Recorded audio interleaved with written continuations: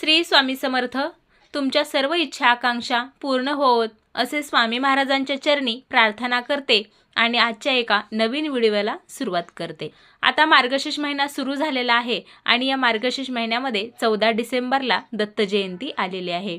मार्गशीर्ष महिन्याच्या पौर्णिमेला दत्त जयंती हा उत्सव मोठ्या प्रमाणामध्ये साजरा केला जातो. या महिन्यामध्ये तुम्ही जर गुरुचरित्राचं पारायण, श्री स्वामी समर्थांच्या गुरुचरित्राचं पारायण केलं तर त्याचं अतिशय चांगल्या प्रकारचं फळ तुम्हाला मिळतं. या महिन्यामध्ये तुम्ही जर स्वामी समर्थांच्या गुरुचरित्राचं पारायण केलं तर त्याचं अतिशय चांगल्या प्रकारचं फळ तुम्हाला मिळतं.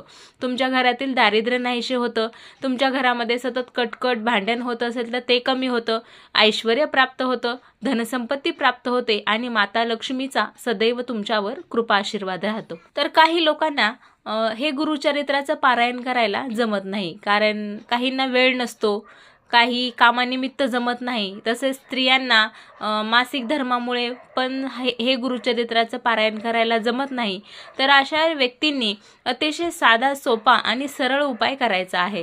तो उपाय कोणता आहे याची पूर्ण माहिती मी या व्हिडिओमध्ये तुम्हाला सांगणार आहे.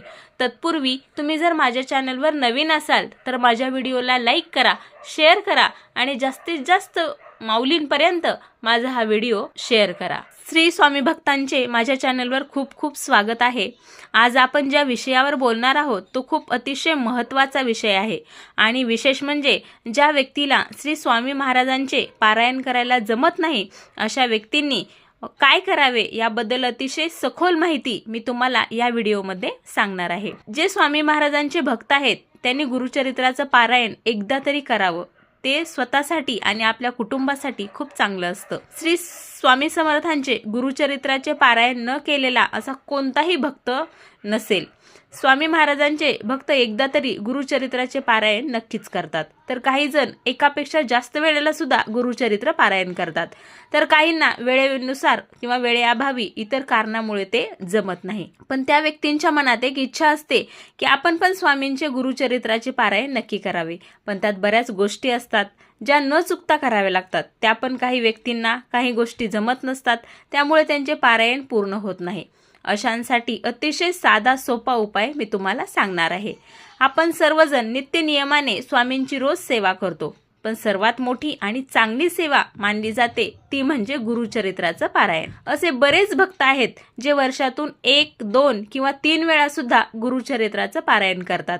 दत्त जयंती आधी सर्वजण पारायण करतात, तर काही जण नवरात्रीमध्ये सुद्धा गुरुचरित्राचं पारायण करतात.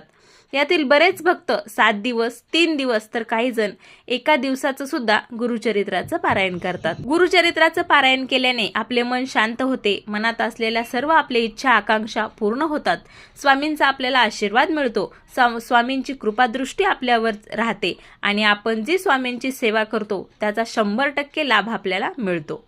त्याचबरोबर गुरुचरित्राचे पारायण करताना त्याचे नियम पाळावे लागतात, अन्यथा पारायणाचा लाभ तुम्हाला जसा पाहिजे तसा मिळत नाही. पारायणाचे नियम खूप कडक असतात. बऱ्याच जणांना गुरुचरित्राचे पारायण नियम पाळणे शक्य होत नाही. काहींना आजारपणाचा त्रास असतो, काहींना नोकरीच्या निमित्त लांब जावे लागते, त्यामुळे वेळ मिळत नाही. ज्या भक्तांना 52 अध्याय असलेले पारायण करायला जमत नाही किंवा शक्य होत नाही अशांनी हा श्लोक मनापासून बोलावा. सकाळी आपण देवपूजा करताना हा श्लोक बोलावा. रोज असे केले तरी चालेल. दत्ताचा अवतार झाला कलियुगी श्रीपाठ पिठापुरी, त्यामागे नरसिंह सरस्वती, करंजरा मत्री तीर्थ हिंडत पातला, भिलुवडीची या संगमा, तेथुनी मठ गाणगापुरी बसे वारी, दिनाचे श्रमा. हा श्लोक पठण करायचा आहे. हा श्लोक खूप मोठा आहे. जे गुरुचरित्राचे पारायण केल्याने जे लाभ आपल्याला मिळणार आहे त्याचा लाभ आपल्याला हा श्लोक पठण केल्यामुळे मिळणार आहे. ज्या आपल्या मनातील इच्छा आहेत त्या सुद्धा पूर्ण होणार आहेत.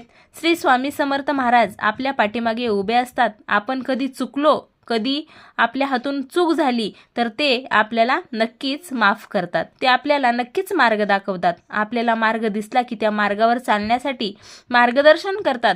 या श्लोकाचे अवश्य पठण करा, यामुळे आपल्या मनातील इच्छा नक्कीच पूर्ण होतील. असे श्री स्वामीचे व्हिडिओ पाहण्यासाठी माझ्या व्हिडिओला लाईक करा, शेअर करा आणि सबस्क्राईब करा.